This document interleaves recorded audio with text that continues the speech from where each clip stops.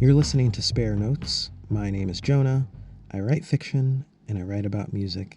And now I want to find out more about how and what people create. I talk to artists and folks in the literary and music industries about their creations, inspirations, evolutions, and communities, and find out what they're up to.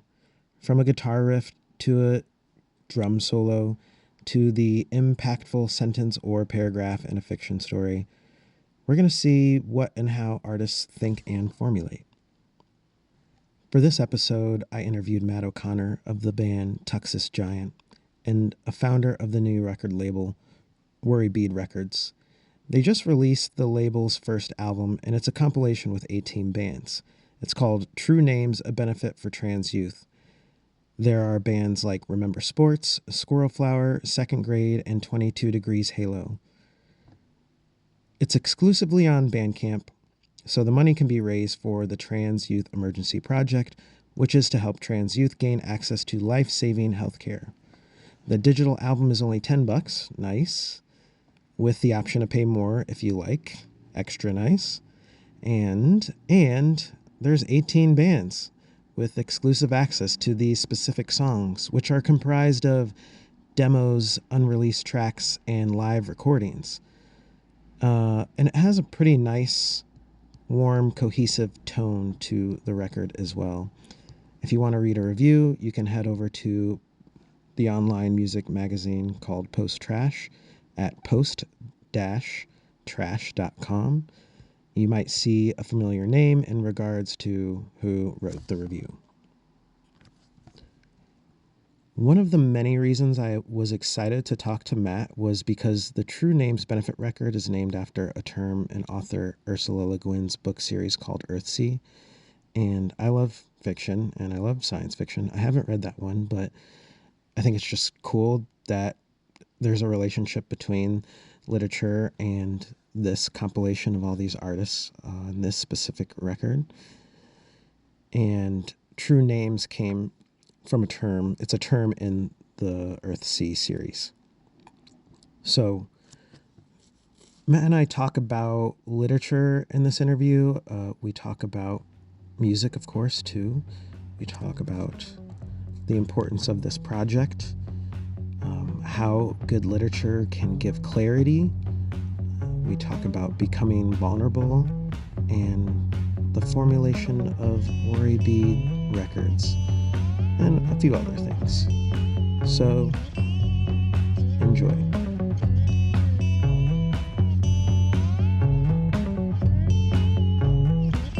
I'm here with Matt O'Connor of the band Tuxus Giant and their community-oriented DIY label that they run with their partner, Jenny Rennis.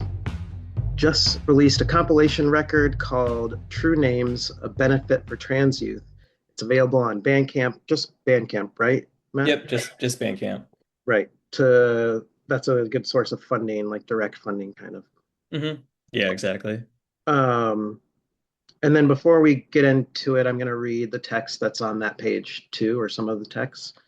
So for this record, all profits will be donated to the Trans Youth Emergency Project, which helps families of trans youth find healthcare providers, travel to appointments, and pay for medication. Learn more about their work at southernequality.org/TYEP, SOUTHERN equality.org/TYEP slash. The title True Names was inspired by Ursula K. Le Guin's Earthsea series. In the world of Earthsea, true names are sacred, holding incredible and transformative power. To know your true name is to know yourself. And to share your true name is an extreme act of vulnerability and courage. So yeah, that's off I love how that has a nice kick to it with the courage at the end. Oh, thanks. Yeah. So how are you doing today? What have you been up to? Oh, same old, I was working The sun just came out. Where are you based? Are I'm in you? Philly, actually. Oh, you're in Philly, yeah. So the weather's probably the same. I'm in New York. Okay. Um, but yeah, the sun just peeked out. It's casting on my tomato plants right now, so hopefully things are on the up and up. Yeah, it looks like you have some green back there. Is that like a street and there's just really tall trees or like, No, so well, yeah, there are some trees. We're on the third floor, so we've got some trees on street level, and we've got a couple tomato plants that we're working sick? on our balcony. So yeah, in New York you find the green where you can, Yeah. Yeah. Have you been to Philly much, a lot, or? Yeah, I love Philly. Yeah. I went to school, I went to college like an hour north of Philly, so I was down there a bunch. And over the years, playing with my band, whenever we tour, we would always stop in Philly. So I have like a bunch of really good friends down there. And my partner is also from the Philly area. So yeah, Oh, cool. I've got some ties to the area. It's a great spot. And I know there's tons of bands that are like East Coast family bands that it seems like they're connected to like Boston and New York too that like reside here also, right? Yeah, basically. I mean, I really like. I feel like over the years, my community has basically come from like probably starting in Boston, then a ton in Philly, and now in New York where I'm based. Cool.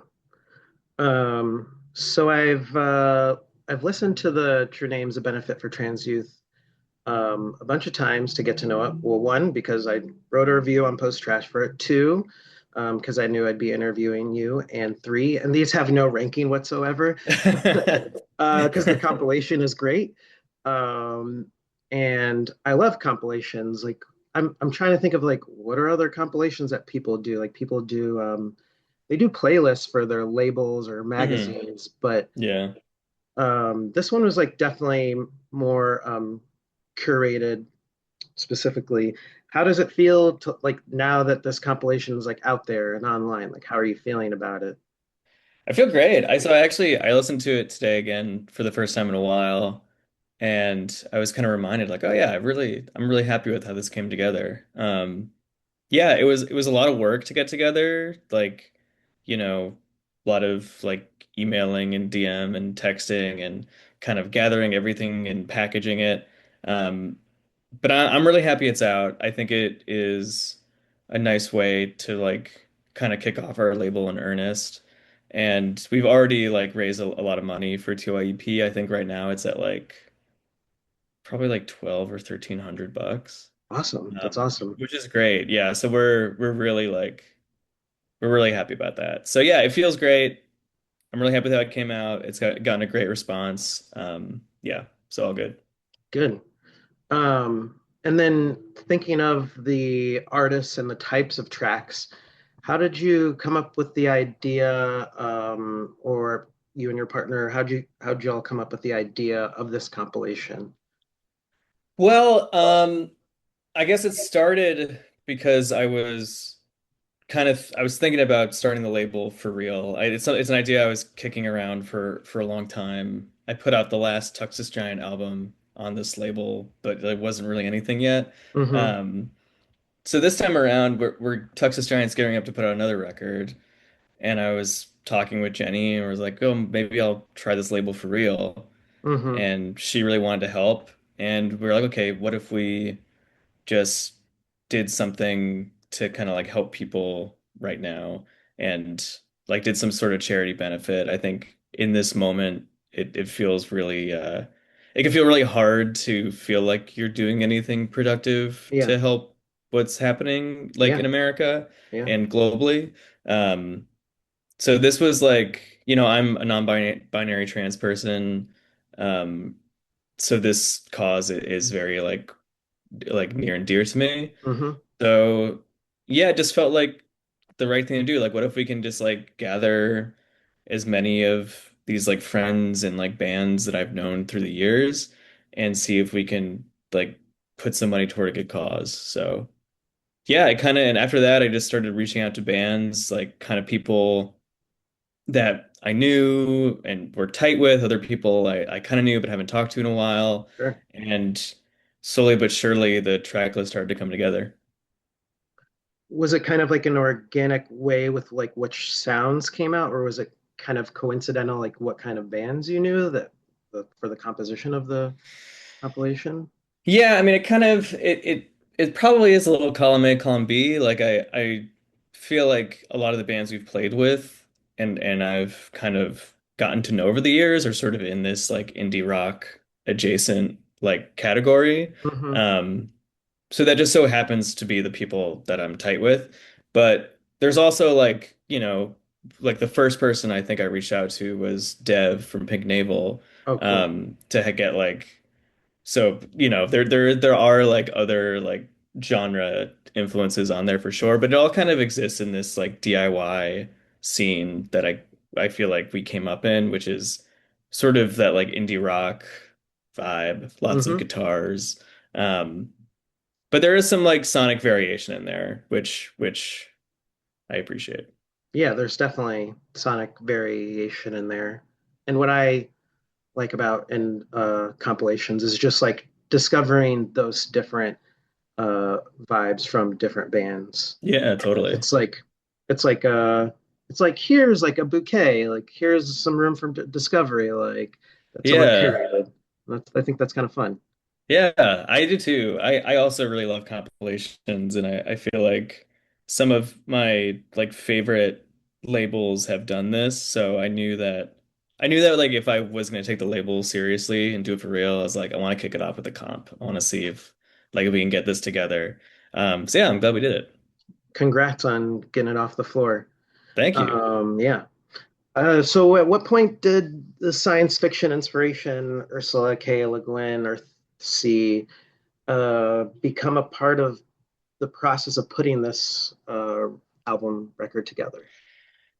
Honestly, it really organic. I feel like Yeah. the past year I've been really obsessed with Ursula Le Guin. Hmm. Last couple years, but this last year I read through like her whole Earthsea series.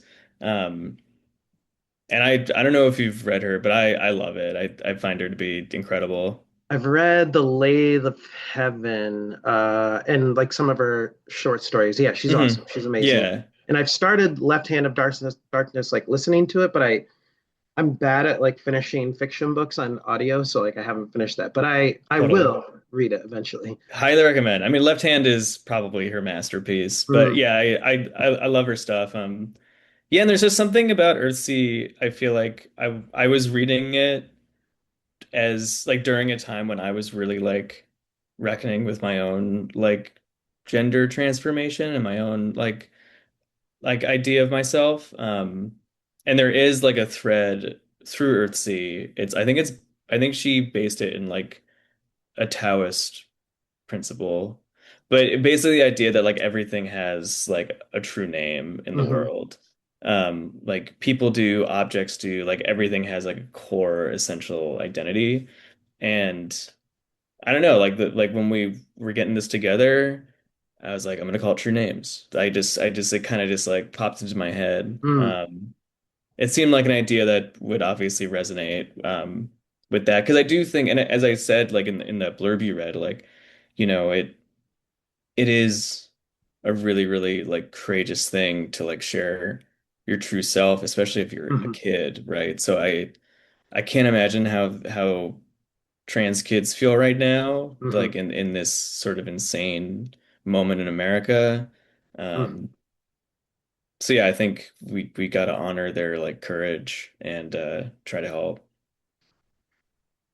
I like how you say like even honoring their courage. It's kind of like we have to respect them and recognize them and like Yeah. and uplift them in the position that they're faced with.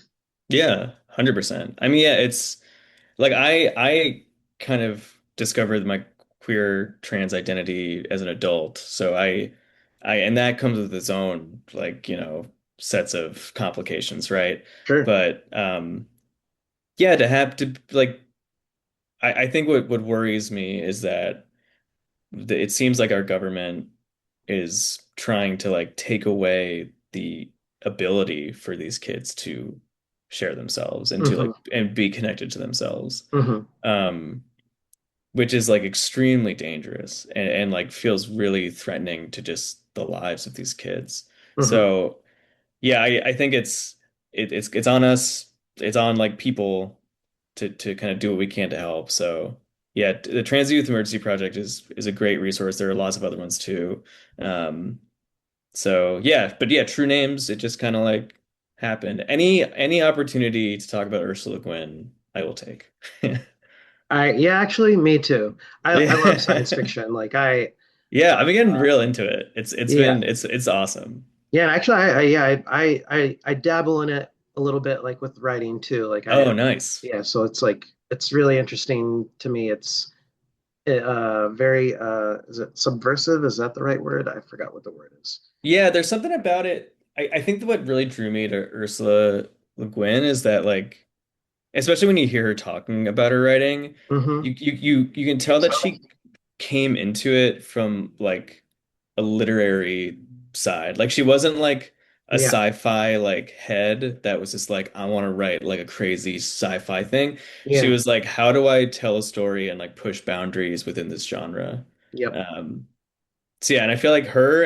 I've also been reading Gene Wolfe, which I don't know if you've ever read him, but he's a trip. I don't think I have, but I will look him up for sure. He's crazy. It's like his books are like puzzles. It's wild. But yeah, Ursula Le Guin just really excellent. Hmm. Yeah, I can't say enough. Um, and then I guess. I did want to ask you, like, get in a little bit to the literature part and like thinking about some of these ideas. And I'm going to use a couple quotes from the your Atwood magazine Sure. essay. It's like a little bit of a longer passage, but I don't know. I just felt like I wanted to. So it says, I've been on a big fantasy kick lately. It's taken me through Tolkien, oh, Gene Wolfe, Gene Wolfe. Kelly Link, real heady stuff. But in all my reading, there's one author who stands out above the rest, Ursula K. Le Guin. So yes, you're saying the same thing here as Yeah, well. no, I got a script and I keep to it, I Yeah, guess. Yeah. that's what the good ones do. And my first Le Guin my first Le Guin was The Left Hand of Darkness, a sci-fi opus set in a world of gender fluid aliens. The main character, a human envoy visiting this world, is confused for most of the book. We are too, but Le Guin guides us with a gentle hand, asking we embrace our outsider status and watch carefully over the envoy's shoulder. We learn the folklore, feel the political tension, and then eventually make some sense of it all. Um, I read The Left Hand of Darkness a few years ago, around the time I came out as trans. The realization came after years of confusion. It took love, work, and therapy to move through the unknown and, like Le Guin's envoy, finally see things clearly. Um, so, yeah, I'm just going to. Where do you end quote. Where do you see that connection of moving through the unknown and the relationship you have with science fiction, perhaps like particularly through like Le Guin's writing? Like, what is that? Yeah, so I yeah, and you'll see when you read Left Hand of Darkness, Okay. there is a it sort of sets you in this foreign environment. You are basically a foreigner in a strange land, and Mm-hmm. you're sort of throughout the course of the book, you have to kind of make sense of things, and it's sort of you kind of organically start to like understand the world and the culture and like what's happening a little more. Mm-hmm. And that experience is like, first of all, like a magical, Hmm. like incredible like writing. But I think that is something that is that sort of like has mirrored my experience, I think, of figuring out my identity and maybe a lot of other people. It's like you have to kind of surrender a little bit to like the unknown and kind Hmm. of like give up a little bit of control in order to like really look around and kind of see what's happening. Um, yeah, it's a hard process. It's not easy, but I find that it could be rewarding to kind of move through with like an open mind and really try to like, keep questioning and be open to the possibilities. That's what led me to where I am today, I think, Oh. in terms of my identity. And then yeah, that's interesting because Well, one thing I'm really curious about is like, well, what is like an example of like something you might want to control that's like better when you let go of like trying to control that? Well, I think, you know, on a personal level with like my trans identity, I Hmm. think there was I think that aspect of like repressing it and like not really engaging it and sort of being afraid of what that means, like I think that's a level of control. Like Mm, I think it's, you know, there are lots of ways that I feel like we try to maintain a status quo to not disrupt whatever like equilibrium we have within ourselves or outside of ourselves. And I think once I was able to kind of like not forget about that, but just acknowledge like maybe I need to like open myself up and let myself become more vulnerable. mm, Um, that was when I started to like really feel the changes start happening and like really start to see myself a lot more clearly. It's hard to tell in the moment, but I like even when I was writing um that piece for Atwood and I was like thinking back to that time, I was like it was like I was in such a different headspace back mm, then. Like it was like I was out to like a couple people, like hmm. I wasn't really like wasn't like fully integrated into my life quite yet. Um yeah, it was a different time. But yeah, I think there is something about like letting go of control, letting yourself become vulnerable and just like open and observant is really, really hard. And Mm. it's like an Yeah, active thing.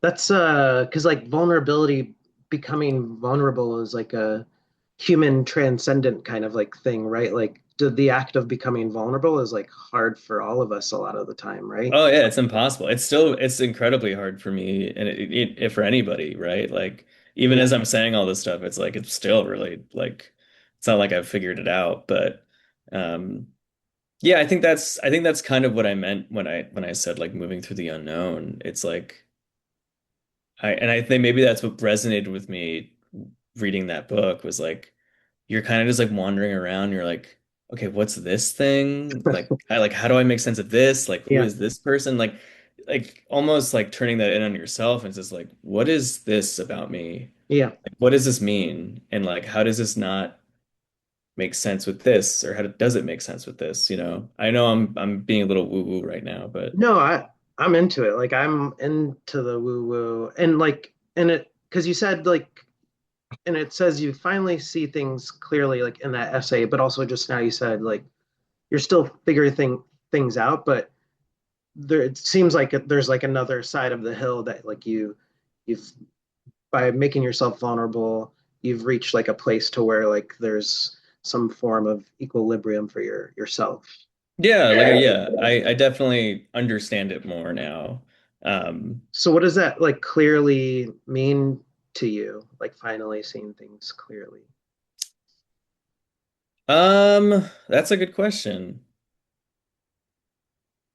I think it means I could just be a little more at ease in myself Mm, and I could just move through the world a little more honestly. Not that I was like lying to the world before or yeah. that I just don't think I think I had this sense that like something was a little off and like Hmm. I wasn't like fully like feeling present in my identity. Yeah. Um and I think once I was able to really kind of square it. And again, it's still hard. It still comes with its challenges, and it's not Sure. like I think it's an everyday. You take it a day at a time, right? But um, yeah, I think just living more honestly, you know. That's awesome. Um, Thanks. yeah, yeah, But yeah. then and not to and but you know to bring it back to the benefit and the comp and like trans youth, it's like think of that like you know, I was able to do all that with like therapy and like I had like health insurance because Yep. I had like a job, like I have like all of these things that allow me to like come to that conclusion and it was still really, really hard. So like put that experience in a kid whose government is telling them they don't exist. Like that's terrifying. Yeah, and it's interesting that you bring that up because like I'm gonna pull from the same essay that you wrote, and you said you wish you read books like the Le Guin episodic science fiction series Earthsea Hmm. when you were a kid, Hmm. and of course he named the this compilation True Names after a term in the series. So um, yeah, I think that's interesting that you bring that up. So I guess something that that made me think of. I mean, you kind of brought it up, but also like maybe we can relate it some way back to like this project. Maybe we'll see. But I had this question. I was like, okay, what is your take on the Bloody Wars idea in storytelling? Because you reference like, and what do you think its value is or non-value compared to like the battles within oneself? Because you mentioned like that Le Guin's stories were giving you like a little bit more meat and something actually valuable for you because it was talking about the battles within oneself. Like, is there a way like that's related to like, oh, you wish you could have had like some text like that as you were a kid, like why you're doing this benefit compilation? I don't know exactly how to ask this question, but something along the lines of like, how do you see like you maybe let's start with like bloody wars ideas and storytelling like good versus evil like what do you think about that like are you cool with like seeing that sometimes or is it just not for you? Well, I I love like Lord of the Rings and stuff. Sure. I'm not gonna I'm not gonna Yeah. say I don't love me a Battle of Helm's Deep, but Yeah. yeah, I think there is something that's really special when um especially in a genre like fantasy and sci-fi that is sort of like seems kind of like synonymous with action Mm. in the way that we digest it in like, Mm-hmm. pop culture. There's something really special that happens when you can feel like it's almost like as someone when I before I read Earthsea, somebody describes me as like it's like a fantasy story where there's like no violence, like there's no war. Mm. Like it's not based around war. There is violence, but it's not like so I don't know. I think it kind of takes away um this really black and white dynamic. I think the good evil dynamic is it can be really useful in storytelling, obviously, but I Sure. think the writers that I like kind of like really mess with that dichotomy. I know it is a big thing for Le Guin of like kind of like complicating and humanizing like every character. Um, Yeah. those kind of wind up being the most interesting stories. And those it I don't know if it's beneficial to walk away from a story being like there's a good guy and a bad guy and the good guys win. Right. Like I feel like it's more beneficial to walk away from a story being like everyone is a little good and a little bad and life happens Right. and this is how it happens. Um yeah, that makes sense. But Yeah, that makes sense. I see that like I mean I think the shows that I like more these days or even I can't think of fiction right off the top of my head but like I do like this and then you can't just like you if you're like having a battle within yourself you can't just be like I'm evil I'm good I mean you can be indoctrinated into that right yeah, right, right. but But then like why are you being indoctrinated? Like, yeah yeah like that's this is like that I think that is like and it's not to say that like any of this other like media or fiction or whatever that we take in where they are those battles like those bloody battles can be like really interesting. Like we can yeah see like interesting storytelling play out. Um but yeah, I don't know. I think what I meant in that essay though is like those like that black and white sort of like right and wrong dichotomy maybe wouldn't have served me as much as a kid as like this idea that like things are really complicated right and you have to kind of like, you know, like even like the like I feel like I didn't read Harry Potter as a kid. I know a lot of people who did. yeah Um but it's like and like that story is kind of like a good and evil story in a lot of Hmm. ways, right? Um, and no knocking, I'm not knocking Harry Potter fans. I am knocking J.K. Rowling, but I'm I not saw you did knocking. that in the SAT. Yeah, You were like, I did. I yeah, got, she sucks. yeah, I got a little jab in on J.K. Rowling, but I'm not going to begrudge any fans out there. Sure. But yeah, I don't know. I think it's rare to come across like I feel like it's rare to come across fiction and art and media meant for like young people Yeah. where it has layers of complexity like that. Like Right. Ursula Quinn. Like the only like approximation I can think of is like the Avatar: The Last Airbender series. Yeah. Yeah. Hmm. Like I Hmm. feel like that had like deceptively a lot of complexity in it. Hmm. Um yeah.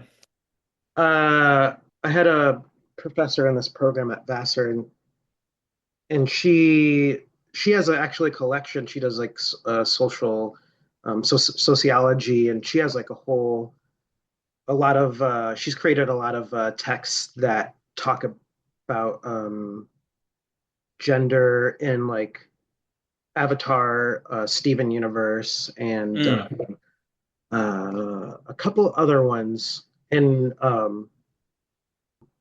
yeah, but it's not a lot of people are like there's not a lot of those nuanced spaces as much as like there could be, I suppose.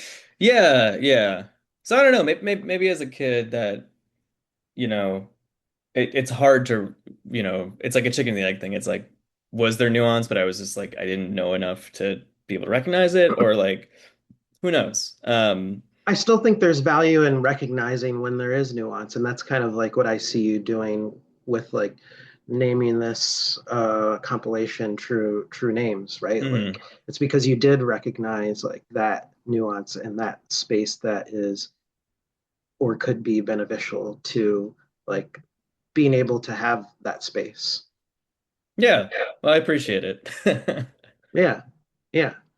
Um, yeah, maybe we'll do one or two more questions. So I wanted to ask like some just a little bit more about Worry Bead, like where you see it going in the future. Like what are your goals and hopes for Worry Bead Records? Sure.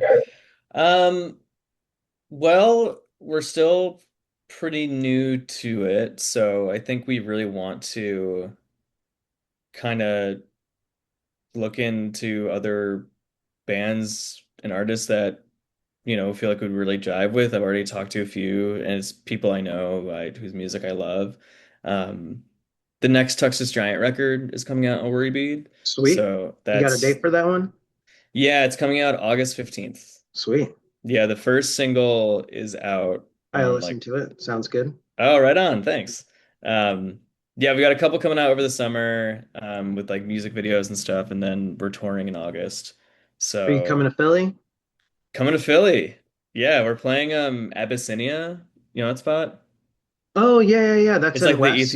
yeah, it's in West. It's the Ethiopian place. Yeah, I've been there for a couple. I've been there for some reading nights there, like, and that's pretty Hmm. fun. Really, very intimate space, but like really cool space. Yeah, I'm honest. It's like funnily enough, I've only ever eaten there. Like I like I don't think I knew it was a venue when I ate there, How and then could you know? I know it's like the whole downstairs. You're like, oh, it's just a really good Ethiopian place. Yeah, yeah, Um, but yeah, so we'll be in Philly, and then it's just like 5 shows, but we're excited to do it. But yeah, we've got some people we're thinking about in terms of like who we want to work with. cool. And it's like we're taking it a record at a time. I think for me and Jenny both, it's like a learning experience to start running a label. Even just doing this comp was like a huge learning experience. And I Mm. feel like we know a little more about how to do it after going through it. So Do you think a um, comp was like actually kind of like a good way to start? kind of, because it's like, you send a ton of emails. You gotta like work out all these dates. You gotta like gather all like the artwork. It's kind of has all like the bits and pieces of what goes in. And I've been self-releasing music with Tuxus Giant for a while, so I obviously that stuff's not new to me, but yeah, I don't know. It was a nice like I said, it was a nice way to like announce the label, and I think to get our feet wet and like now that we know that we can do it, I feel like I feel a lot more comfortable like getting another artist's like, project and being like, okay, how can we work together? Like how can we like bring this to life and like help each other like really get this like as Hmm. much attention or whatever you're looking for. Um so yeah, I don't know. Well, I think what's next is the Tuxus record, and then after that, we've got some other bands we're talking to, so we'll see. Cool. There was one little last question I want to ask, and that was like, where bands like, oh yeah, like let me give you this like demo, like totally sweet, like, or were they like, well, I guess I could give you this demo if it's like for this cause, like, what was that? Were they like, yeah, no, just take it?